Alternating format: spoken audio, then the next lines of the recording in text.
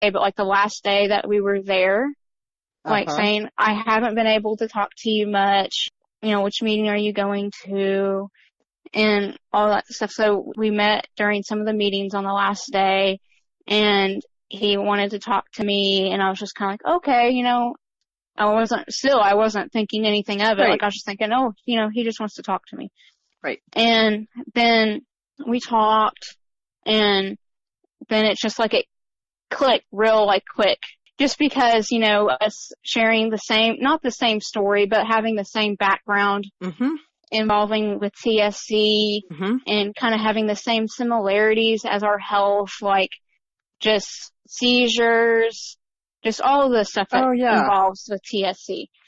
And so we talked on the last day, and then we became friends, and then that developed into a relationship. That's great. And so in July will be 1 year that we've been together. Oh, congratulations.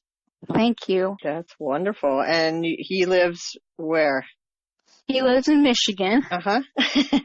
So it's a long-distance relationship, but... Well, there is technology. There is technology. That's a big difference than when I was growing up with long-distance relationship. So since last July, I went up there last October, and I met him in July, but I got to know him a little better, when I met him in October, in Michigan. Uh-huh. And I don't know, I just felt right at home. His family is so welcoming and loving. They care about me. Uh-huh. And I was so overwhelmed with all the love and support that I received from them. I'm so happy to hear that. It's great to hear some positive stuff. Yeah, so we've been up there, and then he's came down here, it was December, and then he's getting ready to be here on Memorial Day weekend. Oh, great. That's awesome. So I'll get to see him for a couple of days. Uh-huh. Now, is he around your age? Is he in school, or is he working? He is the same age as me. Uh-huh. He does not go to college, but he does work for True Green. Uh-huh. Up there. So, And he just started that job probably about a month ago. He was working at Walgreens, but things didn't really work out with that. So he started looking for a new job, and he got accepted at True Green. That's working there. Great. Good for him. So as far as your vision and hopes for the TSC community? My vision for TSC is finding a cure. And also just being able to, have more research down the road and be able to find different treatments and different procedures that could maybe benefit other people, especially with new parents that have found out that they've been diagnosed with TSC, so that they have a better idea of what they can see coming out of this disease, what they can do to help benefit their child, and and also me, wanting to advocate for people that have the disease. Yes. Yeah. Do you think that might play out in a career somewhere down the road? That's what my vision or hope is. Yeah. I think people that have that lived experience with and the education, that's just going to make you such an asset. Yeah, because at TCC, I'm actually in the human services field. And I want to be an advocate for those with disabilities. Love it. It's my desire to basically have a voice for those with TSC and other diseases that can't speak for themselves through my life experiences. And I just hope to help others in the future and even now. I think you already are. Yeah. Yeah, you really are. Yeah. I am really impressed with just how you've pulled through, and you've been really honest as far as outlining I don't know. I can talk to parents a lot, and to get the perspective of someone that has the condition is really helpful. And just what you're talking about with making the connections with others, your age, your peer group in the community, I think that is going to be, we need more of that. We need more of the peer-to-peer connections with your age group. And because like you said, nobody knows what it's like to go through except you, and, having that other people around the country, because you're not going to find too many local that would have TSC. So I think that's phenomenal. Right now, my medications and procedures that I've had, especially my medications. I've been taking Vimpat and Omfi, and those are the two medications that have kept me seizure-free for 9 months. That's what, I have 2 on that combination, Omfi and Vimpat, and they've been the best so far. So yes, that's encouraging. And then I also use sirolimus. Sirolimus, yes. We have arguments about how to say it, whether it's sirolimus or sirolimus.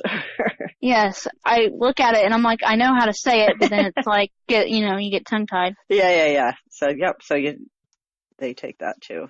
So standard meds and kidneys, you are followed for those, I'm sure. And yes.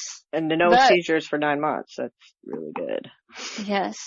I also have had eye surgeries and laser surgery for my angiofibromas on my face. Okay. It worked. We went to Dallas to go get that done. Uh-huh. It worked for a little bit, but then they came back. Yep. And that's when, of course, that face cream wasn't a thing yet. Right. So we were trying to find different procedures or anything that could maybe take my angiofibromas away, but we got, we did the surgery and then they came back really quickly. Did they? They did with my kids too. We tried the surgery for 2 of them. But I do know them taking the sirolimus definitely even the pill has improved their facial manifestations, I would say. Has that been true for you at all? Yes. Good. Now, do you get the cream now? Yes. You do? Yeah. Now, did that make a difference for you, having that clear up? It has. It has totally made a difference. Because I think that's a big one, especially as you're, going through puberty and all that. You've got enough stuff. Yes, especially when I was in, I want to say middle school or late elementary, my face was just really, really red. Uh-huh. And it just we would maybe try to, do cover up or anything to try to get my face to kind of not look as red, but, it still wouldn't really contribute that much. Uh-huh. Yeah. But also when we were at the conference, it was kind of funny. We were walking around in that one room where they had all those booths, and we walked past one of the booths, and they're like, "Are you Emilie Peters?" And I'm like, "Yeah." That's cool. Yeah, I was like, okay, I didn't know I was that popular. It's funny. It's a small world. You start to know the names from Facebook and whatnot. Yeah. Yeah, you're TSC world famous. Yeah. Yeah. Now, did you participate at all as far as the sessions? They had any youth sessions? Yeah, they had I think they have kind of more teenage sessions upstairs. Right. Okay. I remember that.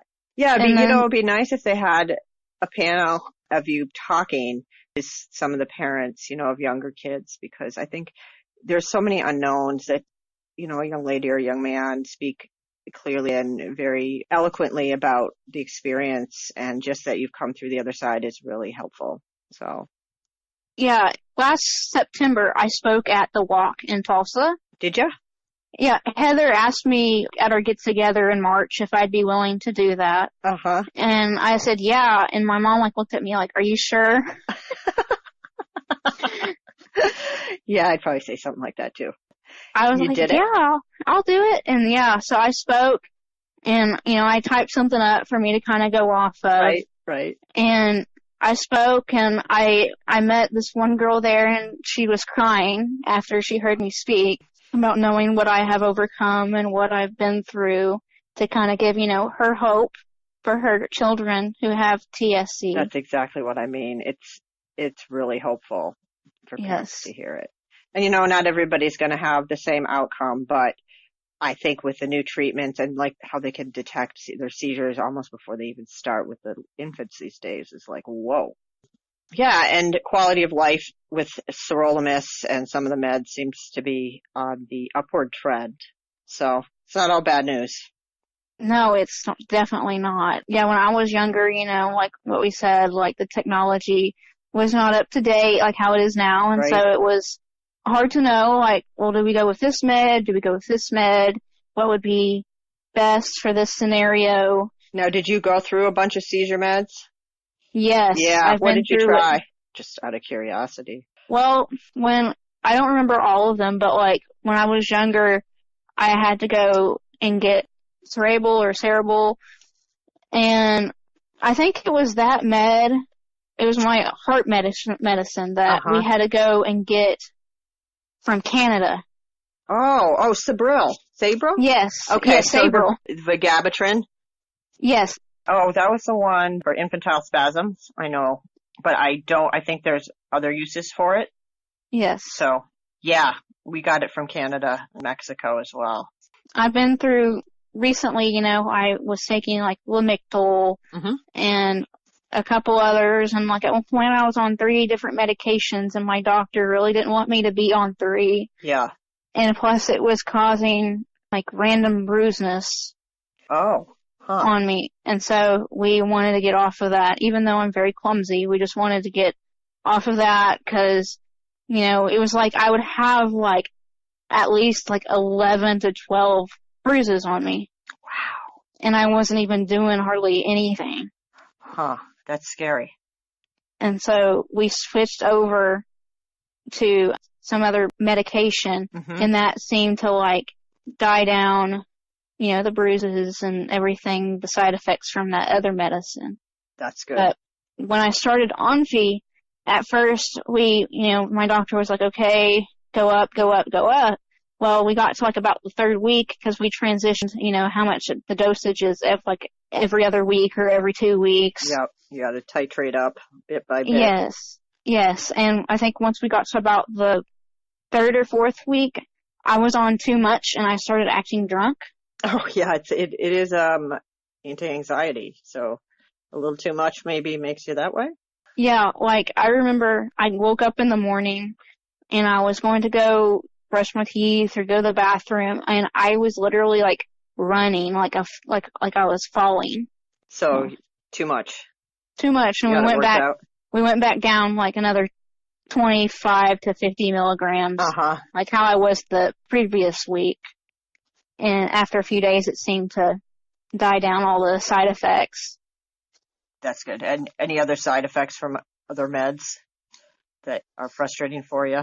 Not for the medications that I'm on right now, but I also was on Keppra at one point. Oh, yeah.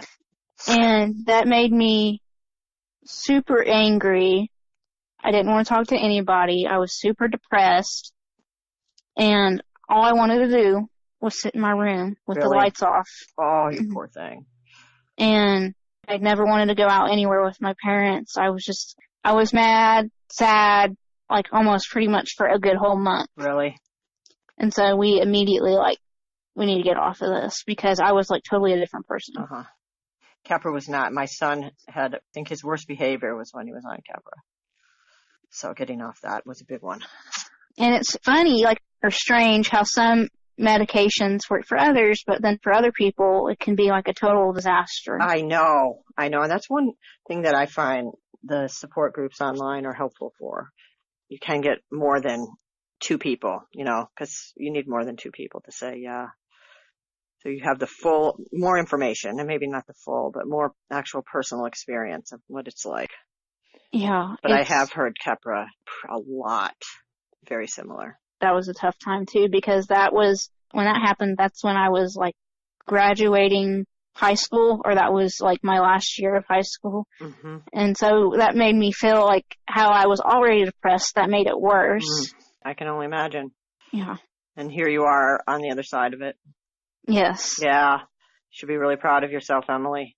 And one thing about college that stressed me out is you have to, I go now, since I'm in the human services field, I talk to my professors about what classes I need to take, but also I have to go to the advisement to get a hold off to be able to enroll. And so sometimes I would go talk to the advisors, and they're like, well, you need to do this and take this and blah, blah, blah, so you can transfer. And I'm literally sitting there telling them, this is what I want to do, and this is how I want to do it. I've learned to kind of advocate for myself in the past couple of years. Because you knew that otherwise it wasn't going to happen the way that you wanted. You figured that out already. Yeah, and I would tell them well, I can't drive, so